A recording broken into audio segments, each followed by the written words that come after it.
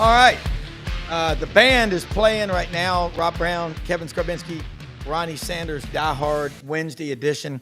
Got a great guest today. Another one of Ronnie's friends from the coaching ranks, Les Snead, general manager of the Los Angeles Rams, who won the 21 Super Bowl. So, guys, take a picture with your phone of the QR code so you can subscribe to this channel. AU Undercover 24/7. They're putting out content. No kidding, 24/7. I mean, it is nonstop. Philip Marshall, Nathan King, Jason Caldwell, Christian Clemente, Ronnie Sanders, Mildred, everybody goes to this channel. 97 million page views last year. Even folks in Columbiana have figured this one out. But Ronnie, I want you to make the introduction, man. This is a cool guest, and I am ready to take notes. Well, Les, I appreciate you being with us. It's great to welcome you to the podcast. Appreciate you taking the time. Oh, anytime I can come on a podcast. I think Rob opened up with, Barber County, Alabama. There's not many podcast hosts who know where Barber County, Alabama is. So yeah, we'll start there. So it's great. It's great to feel like I feel like I'm back home, or at least close to it. Well, the funny thing is, Johnny Hager just sent me a text. He said his mama, Pam, was my first boss at WULA one summer. She let David Nolan and me have our own Saturday night show. And he was talking about Michael Thomas, the greatest athlete you'd seen until you got to the NFL. But we were talking about you on the fishing trip a few weeks ago because we're proud of you.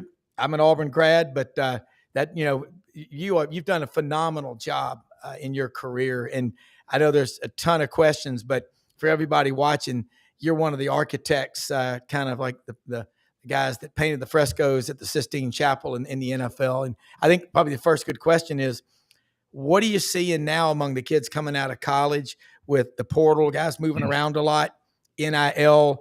Has that been enough time for it to have an effect on what you're seeing when you go out and grade players? Because you started, your resume is amazing.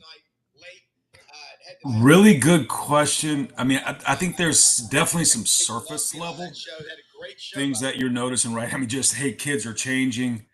They're in different uniforms. You got to figure out where they're at. All of those things, very logistical. Anybody can handle that.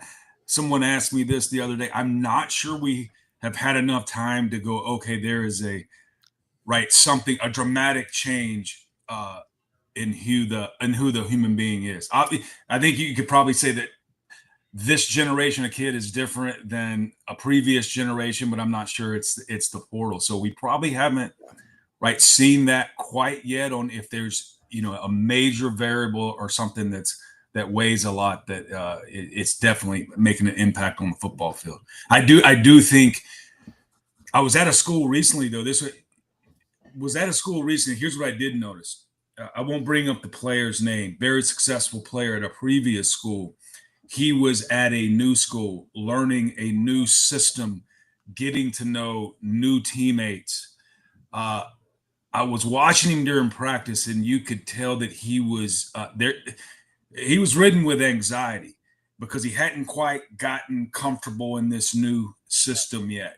There was an element of some of the teammates where you could see their frustration bubbling, and I just couldn't help but think, that you had success somewhere else. You make that move, and that's stressful, right? You got to pick up, move, go to a new ecosystem, new system, learn new verbiage, get to know chemistry. So you can see some of those things as you visit around, but that's the nature of the business we're in. Yeah, fun to watch, Ronnie. Yeah, talk a little bit about, if you don't mind, the process of watching Jarquez Hunter and taking him in the draft, and what made you take him? What was impressive, and what jumped out at you to make you go ahead and decide to take the leap? I think we do have a badge. I say that we have fun in scouting. I guess we try to make football fun. It should be fun, right? But they're little emoji bad. But long story short, if you have fun watching a player, you can kind of stamp that, tag that, like, okay, when we all go to evaluate, you got to get through so many games of footage and things like that. So there's an element of drudgery to that, right? But there's some players that you just want to, let's put another game on and watch that one. I think Jarquez was one of those guys that you really had fun watching, and he, especially once he got to the second level, and when defenders tried to tackle him and they figured out, wait a minute, this guy's a little bit stronger than some of the other ones we try to tackle. I remember even when we went to pads first time, I think some of our defenders had said to our coaching staff, "Uh-oh, that one's different, right? That guy's different when you try to arm tackle him." And again, when we first started practicing, we don't tackle here, but there's an element of thud and wrapping up. So that's kind of the superpower that he had, and one of the reasons we drafted him. Yep. Kevin. Les, how do you find yourself leaning towards guys that play in certain programs or that play for certain coaches, and not just head coaches? Does it go down to if a guy's been coached by a certain assistant coach at his position and he has a track record of turning out NFL ready or NFL quality guys? Do you lean towards that direction when you're scouting these guys? That I believe the answer would be yes. I think over time, over history, there's definitely some cases, some precedents where a player for players who have the ability from a certain program, when they do get to our level and calibrate, they usually succeed, or they succeed more than others. But now going back to the first question with the portal and transferring, that is disrupting.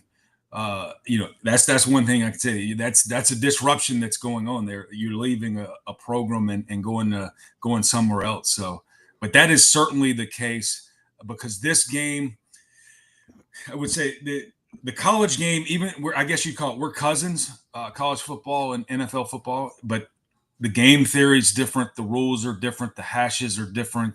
The schemes, even though there's similarities, it's different.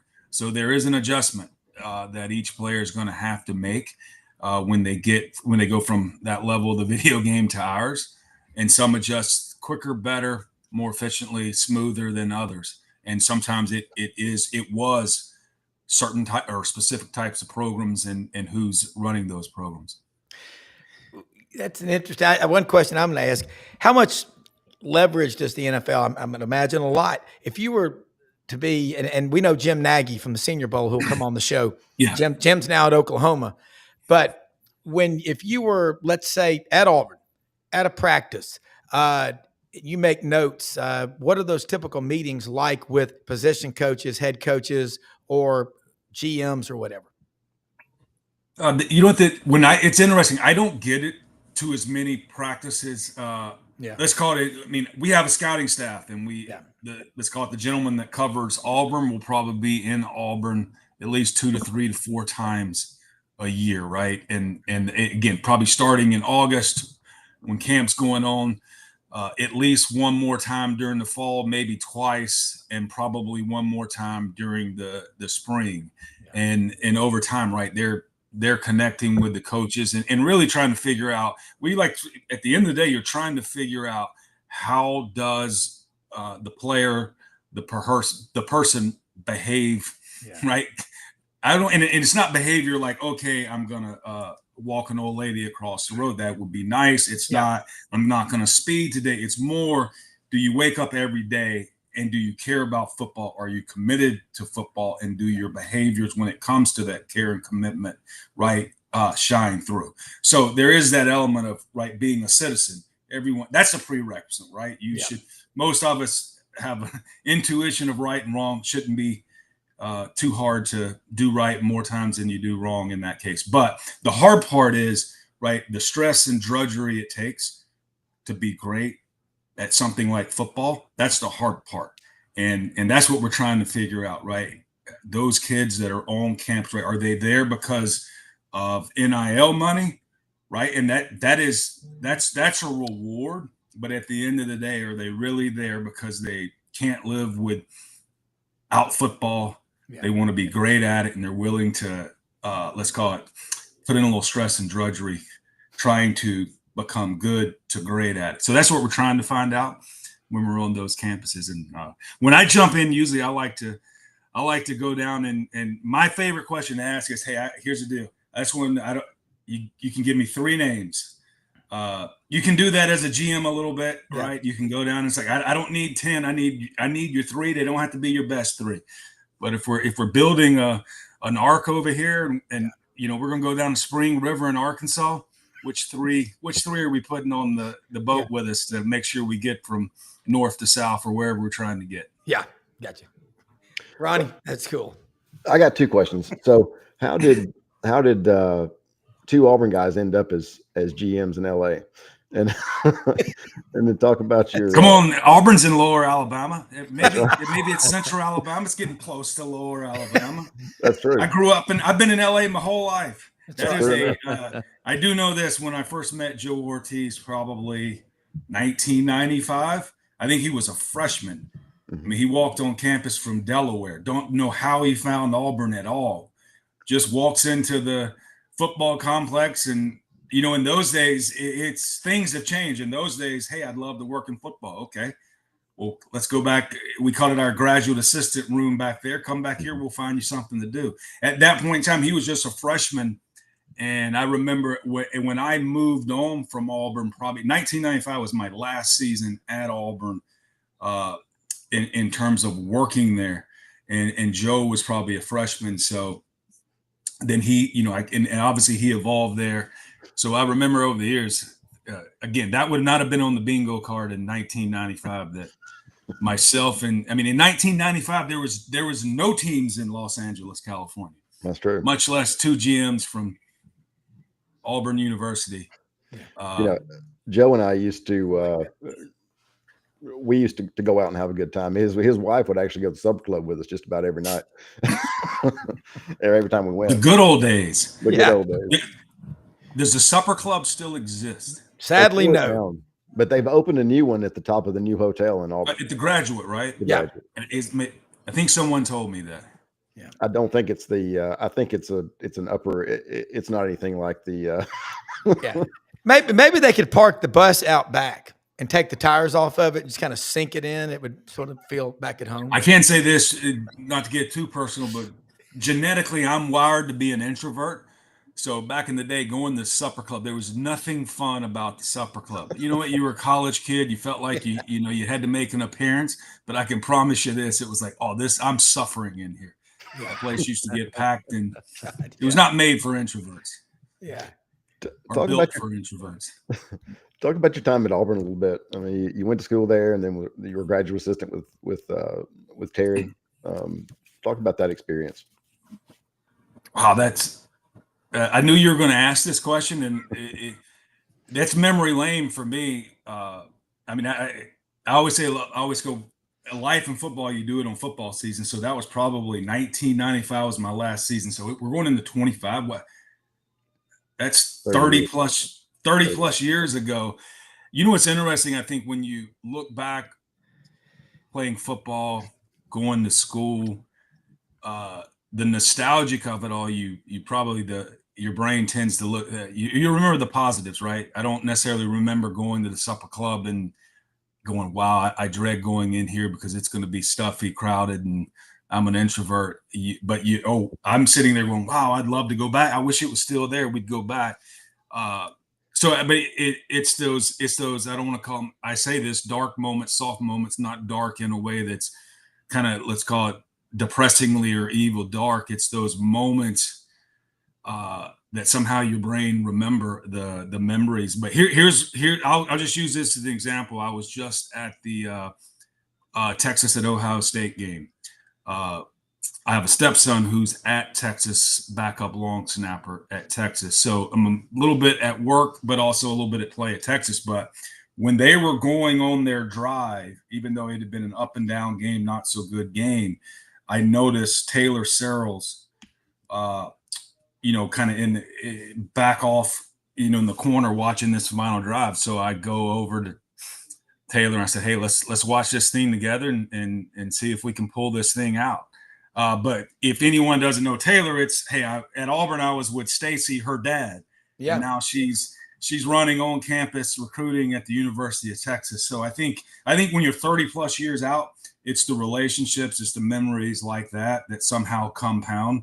And you're like, wow, even though Stacy, your dad, was older than me, he was GAing when we were GAing at the same time. And in that GA room was Will Muschamp. So it's, you know, how many head coaching jobs later, but you do remember us being in that graduate assistant room, having a blast, time of our life, making no money.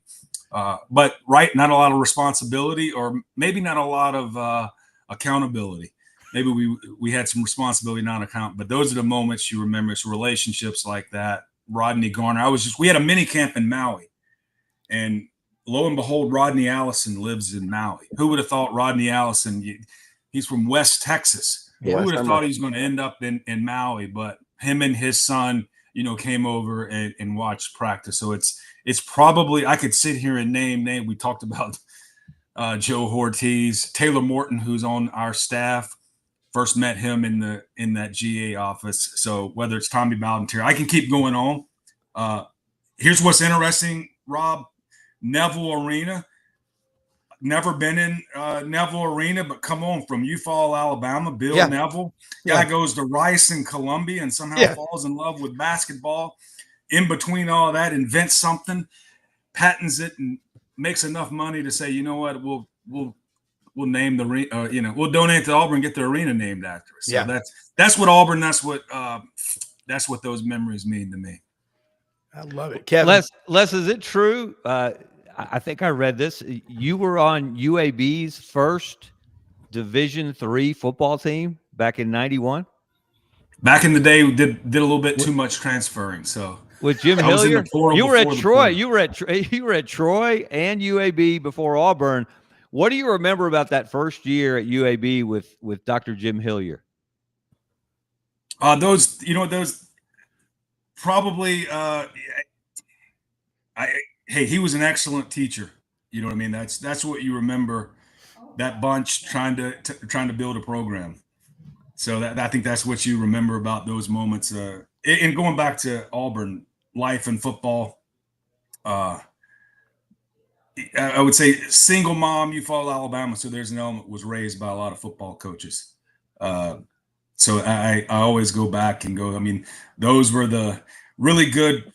Friend of mine who I respect in the business, Bronco Mendenhall, who's now the head coach at Utah State. He grew up, his father, I want to call it, they're mentoring, developing horses, right? But he had this saying that you don't break a horse, you start a horse. Like a horse wasn't born to, let's call it carry a human. So he had to start that. So he's kind of taking that mantra into, right, trying to develop kids. So that's where we're at. That's what I remember about. Even though there's probably some hard memories, right? 2-a-days, 3-a-days, some of the negative or the thorns to the roses. How about the days with Rick Trickett? Oh, that's if you can get through a practice with Rick Trickett. Here's what I will say about Rick. And I can even pass it down to whether it's my kids that have played football, my stepson at Texas, whether it's their friends, and boy, they come in and they're down and out because their coaches, let's call it the coaches, tried to give them a little feedback. And maybe it came back in a harsher tone. And I usually go, look, let me just show you this. They're yelling at you. They're taking time to yell at you. That means they love you. That's their love language. So you definitely remember that with Rick Trickett. But really good football coach. Still doing it. Isn't that amazing? Still doing it. Yeah, we had him on here, 6 weeks ago, guys, and he's 77. No loss of passion and fire in him. And I mentioned, like, you've got a staff and the office that you're in. You look at the size now, when Billy Napier got to Florida, they took the team picture. There were more staff and support personnel than players dressed in jerseys. What's the front office, back office operation like for an NFL team compared to some of the colleges that you visit around the country today? Because I know it's changed a lot. It's fascinating. I do think programs like Florida, probably some similar, have a lot more than we do. Now that gets into, I do know there is probably the variable where there's students on campus who would like to intern. So there's an element of probably a passionate labor force that they have right there in their ecosystem that we do not have. Now, I'm not saying we could probably find plenty of kids who'd like to come here and intern, but they're right there on campus, and that's probably a different story. I can't imagine leading or managing that Army, but I also, it's interesting with this advent of the new college GM. Some, let's call it Jim Nagy. Some NFL people going down to that level. I can't imagine dropping down to that level. I wouldn't. You could drop me into Auburn right now, and I would be like, okay, I don't even know where you find the list of players to. I mean, it's every high school in the nation. I know it's a little bit more specific than that, right? You're going to have regions and areas and things like that. But with basically anyone who can get into the portal, and any, let's call it high school senior that wants to play football, you somewhat have to have that covered. So I can't imagine the scope that it takes to make sure you're dialed in on knowing, right, the best talent available. Yeah, exactly. Yeah. Well, I know we're about out of time, but talk a little bit about how you broke into the NFL. Growing up in Lower Alabama, as we were joking earlier, I don't even know if we knew the NFL existed, right? I think we only got the Falcons on the regional, and it wasn't like they were that good, even though I spent a good 13, 14 years in Atlanta as a Falcon. But we just weren't. It just wasn't. NFL wasn't necessarily top of mind, right? It was Auburn and Alabama and the SEC, and in those days, right, the Big Ten, Pac-12, whatever we called those conferences, Big Eights. They've changed so much, but they really didn't even exist. But what was interesting is as I evolved at Auburn, was probably going to either choose something, either a pre-medical, let's call it. Am I going to try to get into med school? Am I going to try to get into physical therapy school? Yeah. Am I going to do this coaching thing? Got the opportunity to stay at Auburn. But as that position evolved and hey, we want you to do this, work in recruiting, host the NFL scouts, general managers, people in the front office as they came in. That was the first time I was like, wait a minute, there's life outside of college football, and there's also life outside of coaching football. And so over that course of 2 years doing that role is where I met a lot of people and basically got the first opportunity in Jacksonville, Florida. So you think about you just think you're going to go from Auburn, Alabama to your first NFL job, and your first NFL job, you could probably put the logo on the screen and nobody would know they wouldn't know whether that was a Division II team or the Jacksonville Jaguars, because it was like I think I got there and it was season 2. And oh, by the way, when you drive from Eufaula to Jacksonville, you go through basically the southern part of Georgia into the northwest panhandle of Florida. Yeah. No one would have thought you were about to, let's call it, realize a dream of yours per se of making it to the NFL. So that's the break into the NFL. Yeah. One other thing before we go to Kevin's got one more question. Johnny Haygood said on draft day back in the day, you used to sometimes not be at school. You had draft boards set up at your house and you had projections and you studied it when you were a kid. I think that's a cool story because you're living out what you saw as a kid. Rob, in those days, I think the draft was on a Monday. Yeah, it was one day. Maybe it was on you skipped school, had a really good friend who was, you talk about dating yourself, and really good friend who happened to be, he was in Eufaula, Alabama, a Pittsburgh Steelers fan, loved the Steelers. Loved the Steelers. He would call me from a payphone and this was probably when we were in maybe 9th or 10th grade and hey, who are the Steelers draft? Give me an update. So in those days. So I guess it was destined, and probably coincidentally, and maybe even ironically, but definitely coincidentally, for some reason, I was a Eric Dickerson fan at SMU, probably because of those cool little whatever goggles he wore. Yeah. Did like those uniforms. I remember probably watching, I think it was a Cotton Bowl, him versus Dan Marino, and those ugly mustard uniforms. And so I kind of followed Eric Dickerson to the Rams, and the Rams were my first favorite at NFL team. So That's pretty amazing. I know, Les, you said you were at the Ohio State Texas game, and obviously you're there looking at individual players. What were your thoughts about the teams themselves?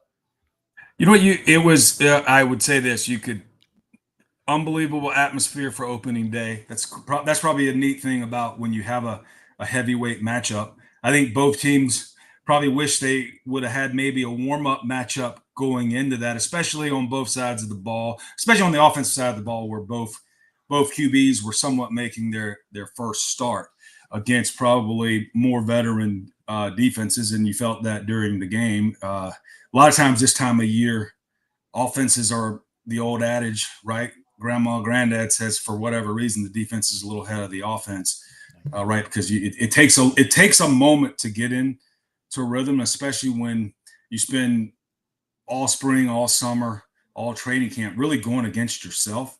Like even in the NFL, we have preseason games and we have those joint practices. So, right, you line it up and wow, this is a heavyweight matchup. So it was. Defenses played well, and I think both of those teams' offenses, because they do have some firepower on both sides of the ball, and as they evolve during the year, I bet they're going to be more efficient, more potent offenses later in the season than they were that day.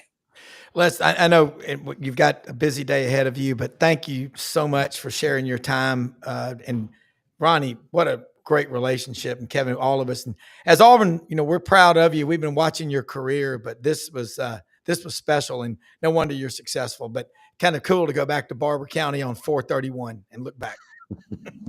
Oh, memory lane for sure. We could stay a little longer and continue, but we probably bore everyone. Not at all. Not at all. People love it. No, there's no doubt about. I definitely say that all the time. It's something. I think whatever the commercial, it's just different in the SEC, and there's an element of just different in college football. I had a blast last weekend.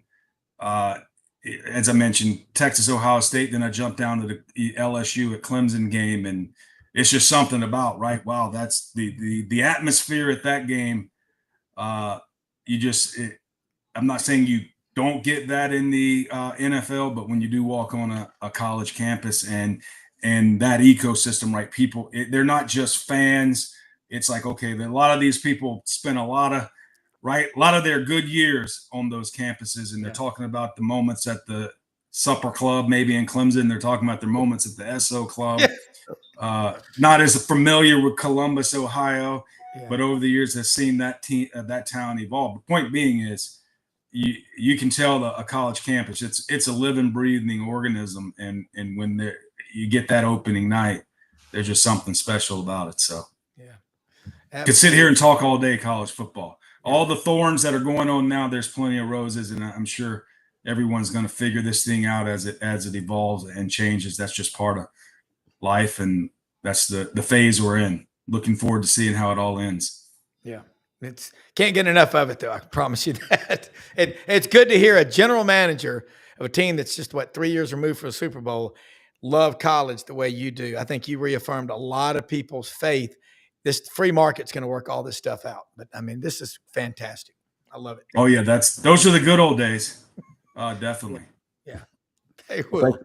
Thanks again for taking time. We really enjoyed it. Thanks for having me. Thanks. Appreciate it.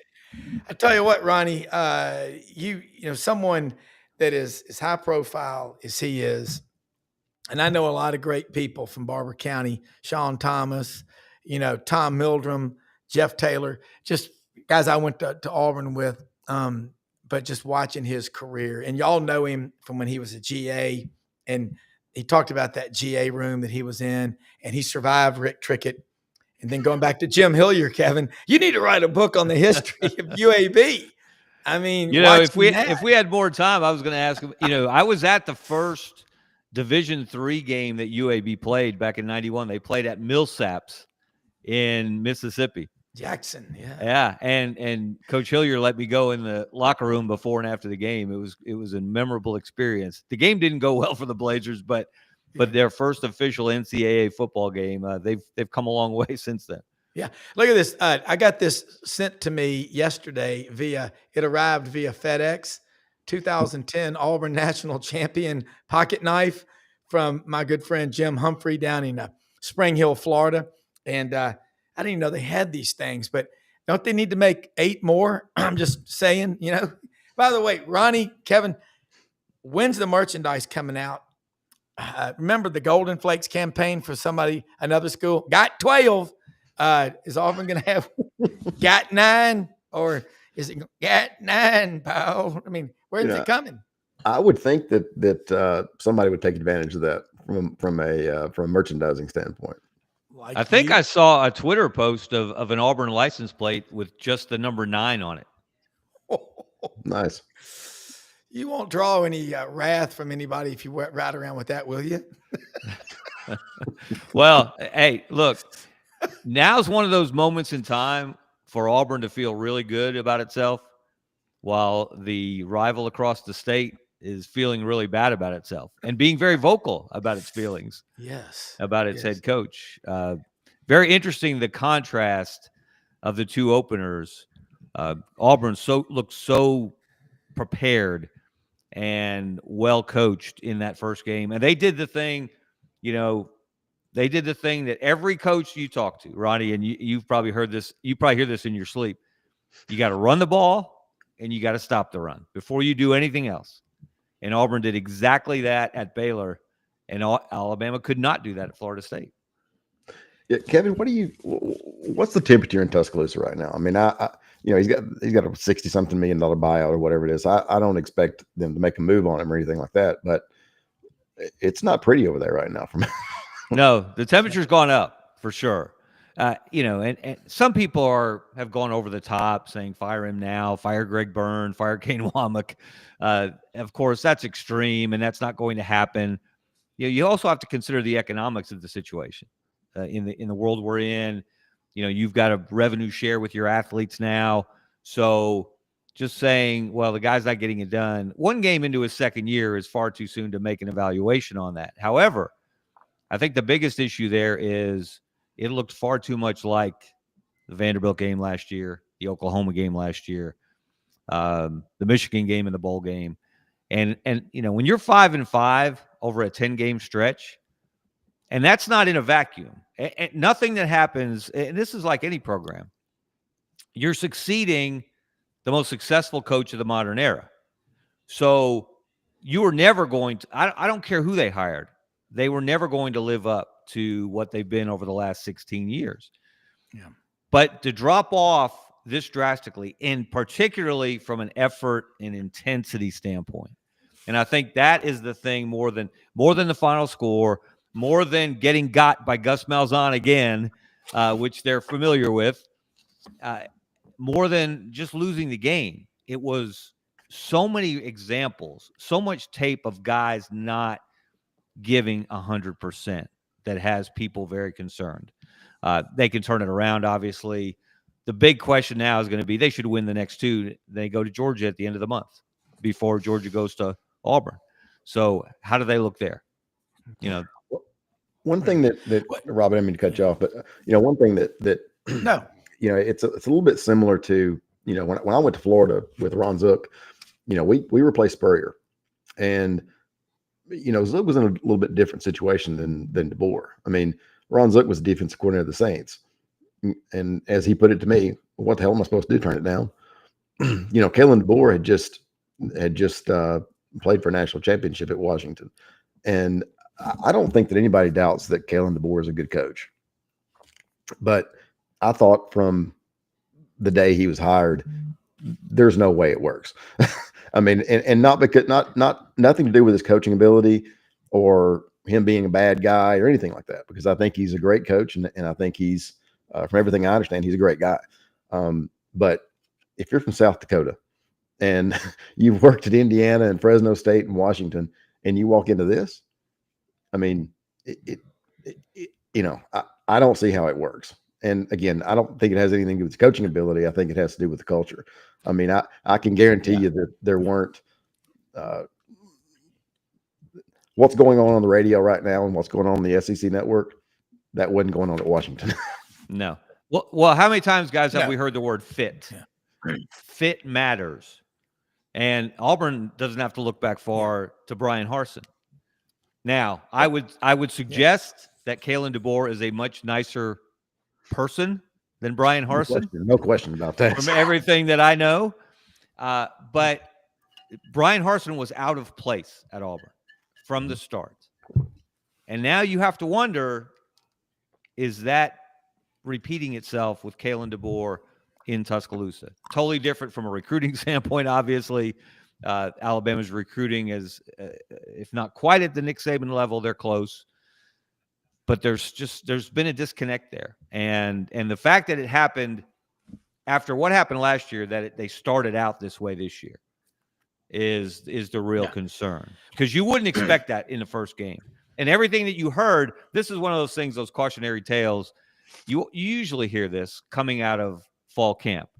Oh, everything looks good. They're working hard. They're flying around the field. Yeah. The defense is just looking really stout, and the offense is sharp, and this guy stepped up. This guy's better than he was last year. This guy benches 500 pounds. The offensive line is a bunch of monsters. And then you get out there, and you hear their defensive coordinator saying they play timid and hesitant. You don't expect that in the opening game. No. You really don't. Well, I think that the big thing too is, from everything I've heard about DeBoer, whether it's his situation at Alabama or before he arrived, he's a little bit. Look, his personality is not Nick Saban, and his demanding the demands on the players are not the same.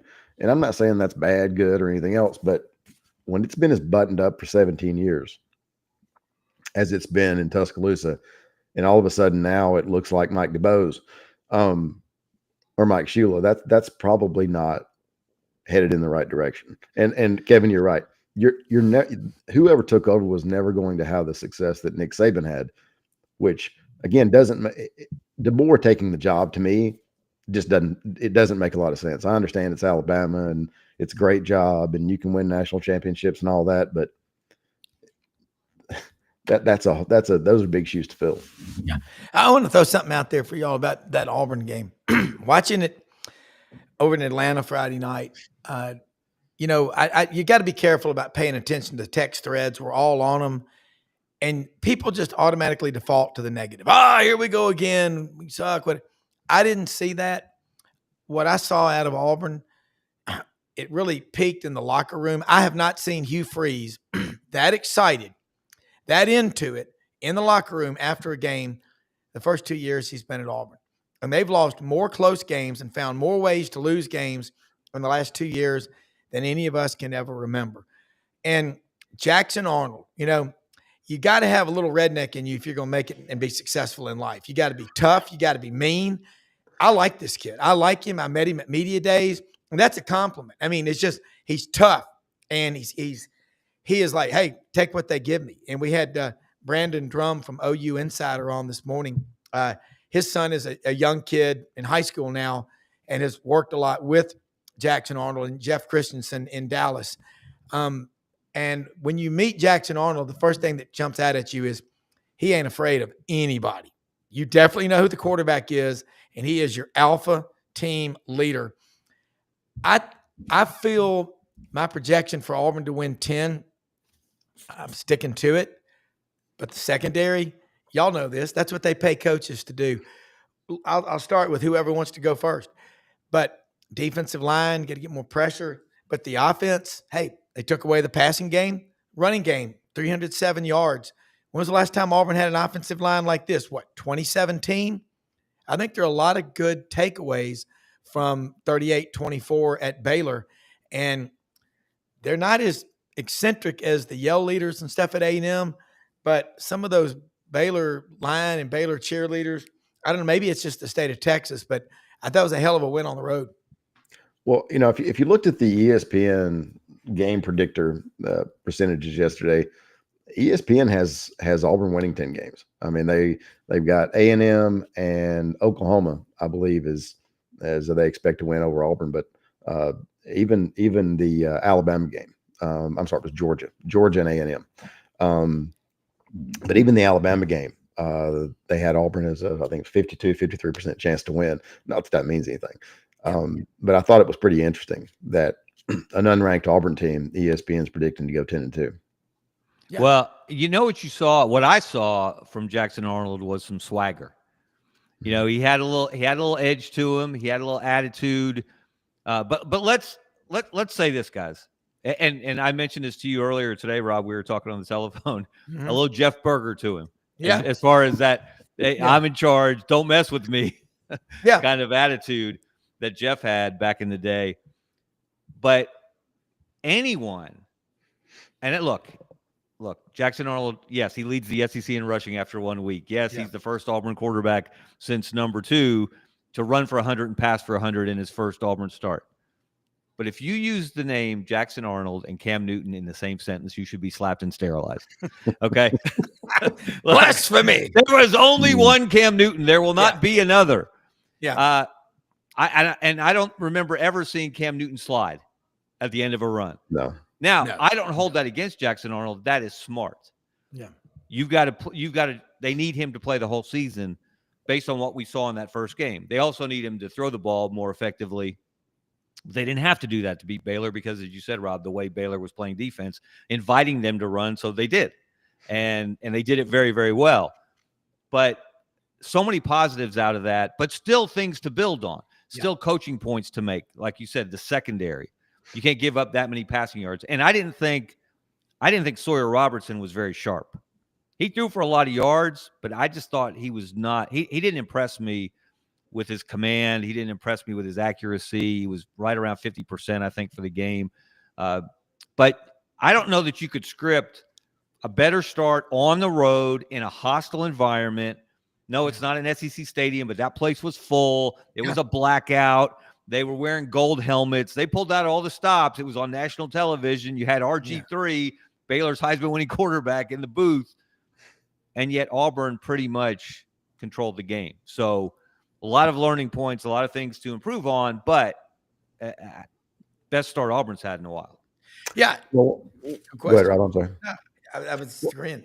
One thing that's kind of jumped out to me, and you guys tell me if I'm wrong, but Auburn's always been the school that kind of sat back, didn't have an edge, didn't want to upset people, and now all of a sudden you've got a quarterback that's, takes you back to the '80s, and you've got an AD that really doesn't give a damn. I mean, and that's a big change for Auburn. I mean, the fact that he goes out and recognizes those national championships and the additional conference championships and is making no apologies for it and is getting the north end zone done and is putting up a scoreboard and is, all those things, all the facility stuff that's been talked about for quite a while. And as far as football goes, those things are moving now. And I haven't seen this much alignment since the '80s. No, there's no question. That's saying a lot. And I will say this too. I mean, I talked to a lot of fans of a lot of different schools. Obviously, a lot of Auburn people. You look at the crowd. Great crowd went out there. They called it the blackout on the Brazos, and that's a really nice stadium. And you start thinking. I know Hezekiah Harris. I got to. We'll talk about that. Is he going to Tennessee now? He's left Auburn. Is that official in recruiting? Yeah, but you know how that goes. It's not official till he signs, right? Yeah, I mean, exactly. But I think Auburn's got a lot of momentum right now, and I'm with you on the 9 national championships. When people ask me about it, I'll say, well, when Texas A&M joined the SEC during the summer of 2012, before they played their first SEC game against Florida in College Station, they won 2 national championships in July and August. It was a great summer. Yep. And we know about other schools that did it. Auburn has got to quit worrying about what other schools think that they do. And you've got to, again, you got to have a little redneck in. You got to be mean. You got to be tough and aggressive. And Auburn's doing it. But John Cohen, I was not sure. I mean, but what he did right there told the Auburn people, Auburn takes a back seat to no one. And I think that's fantastic. Tennessee's recognized them. Michigan claims 11 or 12 now. So why not do it? But, y'all, both of y'all, Auburn's got 2 games to fix a lot. Ball State's coming up this week and then South Alabama. But then, you've got to go on the road at Oklahoma and at Texas A&M. You're 4-1, 5-0 coming out of that. Every week sets up the next week. What is it that scares you the most when you look around the SEC? Because what I've seen so far is if you're the toughest, get after their ass for a full 60 minutes, you've got a chance against anybody in today's world because, Alabama's got the second most talented roster in the country. But you talk about a lack of effort, and they're not the only team.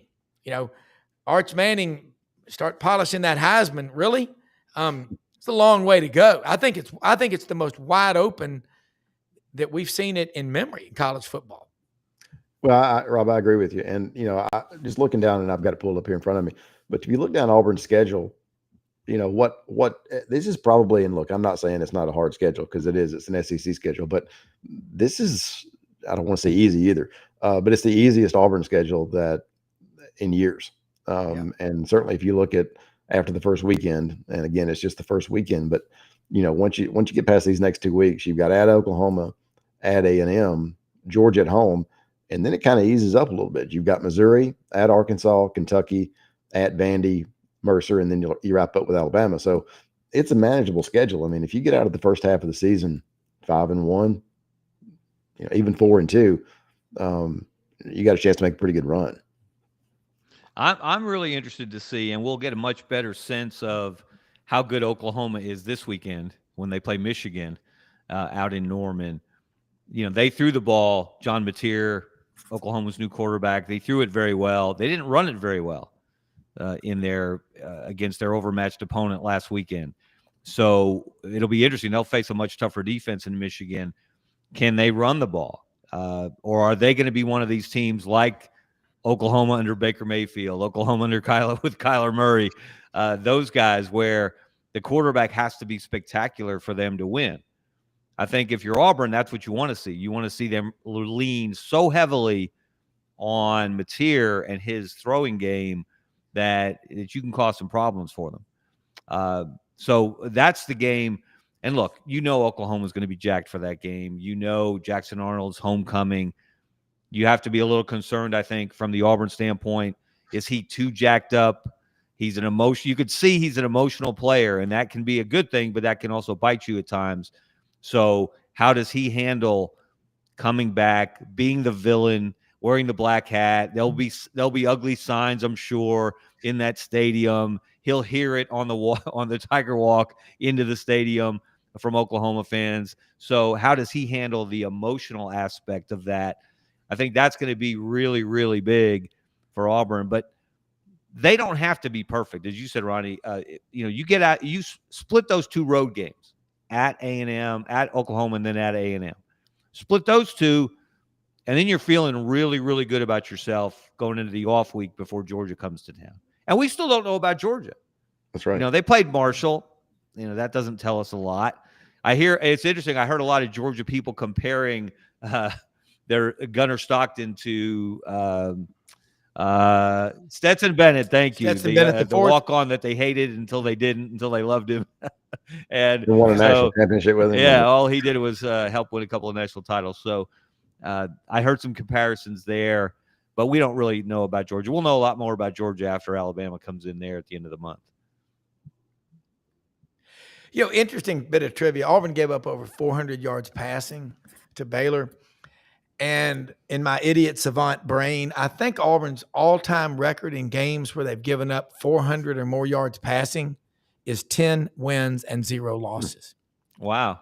Interesting bit of trivia. But, and I think the secondary, and Champ Anthony, God, poor guy. I mean, he's just, accident-prone Ollie. Throws a boomerang up and it hits him in the forehead on the way back. I mean, this guy 2 years in a row, and he's got the thumb injury. And as a defensive back, I don't know. I mean, they say he could be back in a few weeks. But the defensive line, I want to ask y'all, that's something Auburn's always hung its hat on. Keldrick Falk, Kieron Crawford. And another interesting thing, there was a great football player at Memphis in the late 80s, Xavier X-Man Crawford. I think he became a professional wrestler. He wore a mask. That's his son, Kieron Crawford. who played at Briarcrest High School in Memphis, where Freeze coached years ago, but he played at Arkansas State. He looked pretty good the other night. What about DeMarcus Riddick? How would y'all grade him? And, Robert Woodyard, 0, had the first tackle in the game. I think I like this kid. I'll tell you why. Same reason I love Smokey Hodge. People like that. 4th-year junior who has never left. He stuck it out. That ain't nothing, as they say down in Well, LA. I thought the front seven played with effort and attitude and edge. And there was a play, I'm sure you guys have seen the clip. Keldrick Falk run, I don't know how many yards downfield. He raced to try to make a play. And when your superstar is doing that and he's setting the tone like that, you're in a good place emotionally with your football team. When you're getting leadership from your players, and he's going to be an All-American. I have no doubt he's going to have an All-American season. And when he's giving that kind of effort downfield, when he could have easily given up on the play, but he didn't. He went and got it. He chased the guy down. That tells me something about that defense. It tells me something about that team. Well, I think that DJ Durkin, say what you want. I think he's a really good coordinator, and he's a Muschamp guy. He'll get whatever issues there are fixed. I don't have any doubt about that. And if he doesn't, it'll surprise me. But I agree with Kevin. I thought that the front seven played well. And overall, I think it was an impressive performance. Obviously, typically a football team makes the most improvement from week 1 to week 2. But for Auburn, you're not going in and playing, Oklahoma or A&M or anything like that this week. You're playing Ball State, who really isn't very good. So you want to go in and you want to be crisp and you want to be clean and you want to run the offense and the defense the way that the coaching staff wants you to. And playing Ball State is not going to be like playing Baylor or an SEC program. So you've got a chance to clean some things up the next 2 weeks. And, really, but you got to stay healthy too. But you want to, if I'm sitting there, I want to put the ball in the air in these next 2 games. I want to see what Jackson Arnold can do in the game throwing the ball. We know he can run it. And I think he can probably throw it pretty well too, but I think he's got to prove that in the game. And I would let it fly these next 2 games. I would ask both of y'all 2 things. Auburn's offensive line play. You bring in, Mason Murphy out of California, Southern Cal, and Xavier Chaplin from Virginia Tech, Connor Lew, and getting that. So part 2 of that is, I think Pro Football Focus has Auburn right now 4 first-round draft picks. Caleb Falk is 7 or 8, 10, whatever. And after him, you've got Xavier Chaplin, the big offensive tackle at like 21. I think you've got Eric Singleton Jr.'s at 30. And the other draft pick, Connor Lew, out of Kennesaw, Georgia, is 18. The last time Auburn had 4 first-round draft picks was April of 2005, coming off that now recognized 13-0 2004 national championship team. Man, you talked about swinging the pendulum from Hugh Freeze's first press conference, December of 22, as esteemed journalist, our friend and colleague Jason Caldwell said, the worst roster in my lifetime. And growing up in the marble capital of the world, Sylacauga, Jason knows Auburn history. And the other thing, I agree with not is it the worst roster in certainly in my lifetime. The guy didn't even try. I mean, that it's nothing against those kids. It's keep going. I'm sorry. Yeah, nothing against the kids. It's just when you're at a place like Auburn, you can't have your roster look like Ball State. I mean, and it wasn't. Look, if you look at it's probably not that bad, but it's pretty rough. But if you and look, there were a bunch of games that Auburn lost the last 2 years that should have won. But if you look at the schedule, look, the 2 Alabama losses, the one with 4 overtimes and then 4th and 31. The 4th and 31 in particular is pretty inexcusable. But look, the roster is clearly improved, and it's better than it's been in years. And the question now is, a lot of these kids played a lot last year, but a lot of them didn't. And you've got a completely new quarterback room. How quickly can these guys gel and play together and be comfortable with each other? I mean, you look at Eric Singleton, a great player, but these guys are still developing a rhythm. I mean, they're still learning how to play together. So, and that's one of the things that impressed me about Hugh Freeze in calling that game.